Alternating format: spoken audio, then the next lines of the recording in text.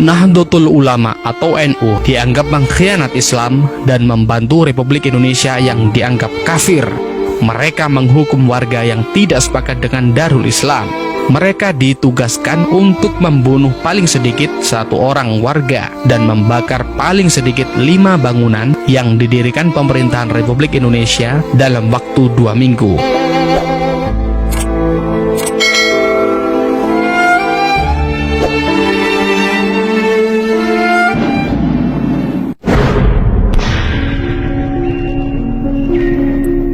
Sepulang dari Bandung menuju Jakarta, Kiai Idham Khalid, Ketua 1 PBNU, menginap di Puncak. Tiba-tiba, gerombolan DITII menembakinya dari arah perbukitan.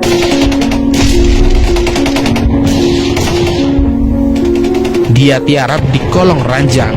Untungnya, segera datang bantuan tentara dari Cipanas. Kontak senjata berlangsung berjam-jam. Mereka lari menjelang subuh dengan menderita banyak korban jiwa dan luka-luka. Di pihak tentara juga ada yang terluka.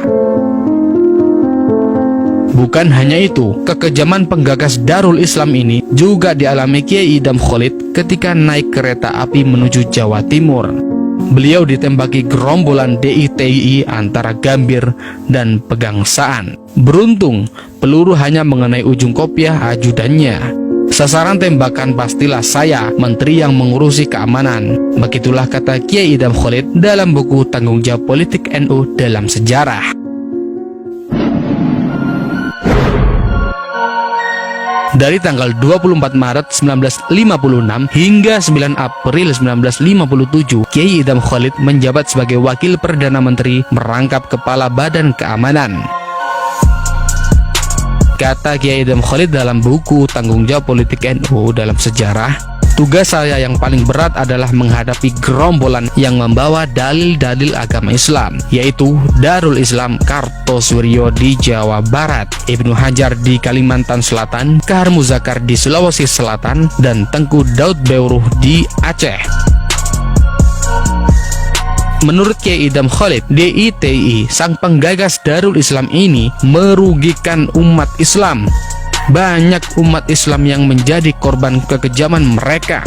Mungkin di Aceh tidak terjadi perebutan seperti di Jawa Barat dan Sulawesi Selatan, di mana gerombolan DITII membakar madrasah dan masjid yang tidak sependapat dengan mereka. NU pun masih dianggap sebagai mengkhianat Islam karena keluar dari Masumi, juga dianggap musuh utama DITII. Mereka menganggap NU membantu Republik Indonesia kafir atau RIK. Beberapa orang pimpinan cabang NU di Jawa Barat dibakar rumahnya oleh DITII, bahkan ada yang ditembak mati.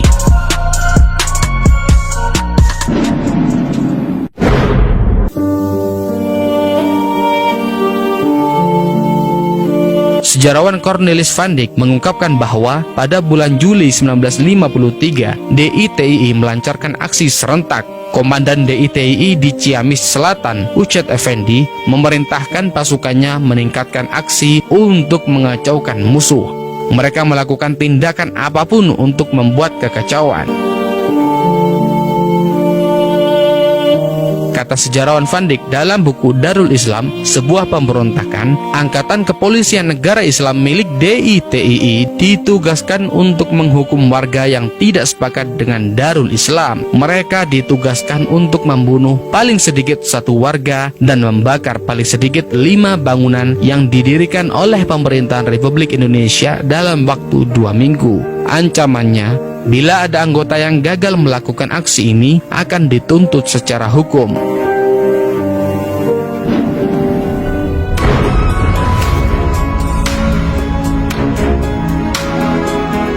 Dalam menghadapi DITII, Kiai Idham Khalid melibatkan para kiai-kiai atau ulama. Beliau membentuk KPK atau Kiai-Kiai Pembantu Keamanan yang diketuai oleh Kiai Haji Muslih dari Jakarta.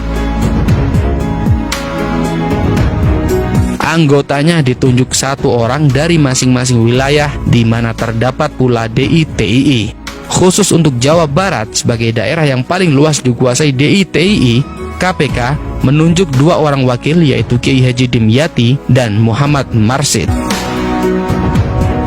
Anggota KPK lainnya antara lain Kiai Haji Baidowi Tafsir dari Jakarta, Kiai Haji Malik dari Jawa Tengah, Kiai Haji As'ad Syamsul Arifin dari Jawa Timur, Kiai Haji Ahmad Sanusi dari Kalimantan, Kiai Haji Zahri dari Lampung, Kiai Haji Yusuf Umar dari Sumatera Selatan, Kiai Haji Kahar Ma'ruf dari Sumatera Tengah, Tengku Muhammad Ali Panglima Pulen dari Aceh dan Sumatera Utara, dan Kiai Haji Abdullah Yusuf dari Sulawesi.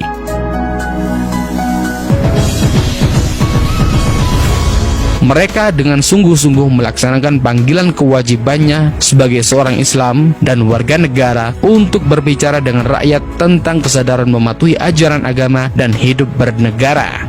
Mereka melakukan kegiatannya melalui pengajian atau kegiatan lainnya.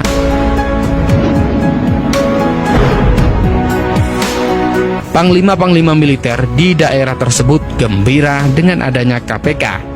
Dalam setiap peninjauan maupun operasi militer, mereka selalu mengikut sertakan KPK.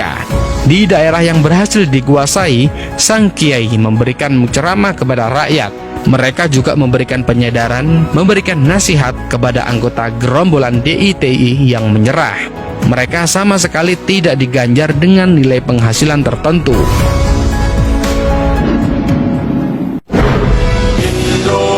Indonesia negeriku, engkau panji martabatku. Jasa ulama, jasa kiai-kiai pembantu keamanan tidak bisa saya lupakan. Begitulah kata Kiai Idham Khalid dalam buku biografinya.